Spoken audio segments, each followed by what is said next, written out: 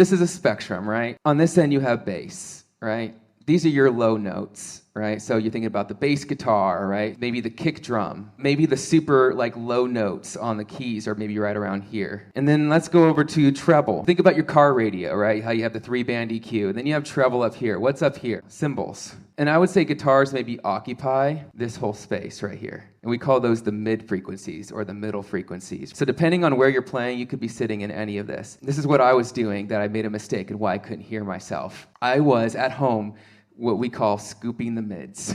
It's a big no-no in electric guitar world, where I would take the mids and I turn them all the way down. Then I take the treble, turn it all the way up, and then I'd add a little bass. And then whenever I hit a chord or a lead line, it sounded massive. It sounded beautiful. You could hear all the washy notes and the delays. The problem with that is that when I got together with the rest of the band, the part where I was supposed to be living in, I wasn't living in because I was competing with the bass, I was competing with the kick drum, all the trebles were competing with the cymbals. The very space that I was supposed to be occupying, there was not really any frequencies being represented. This is context and why it's important to understand where you sit. You think about mid-frequencies. Those are the ones that are most sensitive to the human ear. This is why we remember melodies. That's probably why everybody wants to become a singer, right? Because vocalists sit in the same range as well. So when you're playing electric guitar, your frequency range is sitting in the same spectrum as the vocalist. If you're playing in a way that's competing with the vocalist, you're going to make things sound really messy. And if you're not playing in the mids, you're neglecting the frequency strengths of your instrument. There is a thing called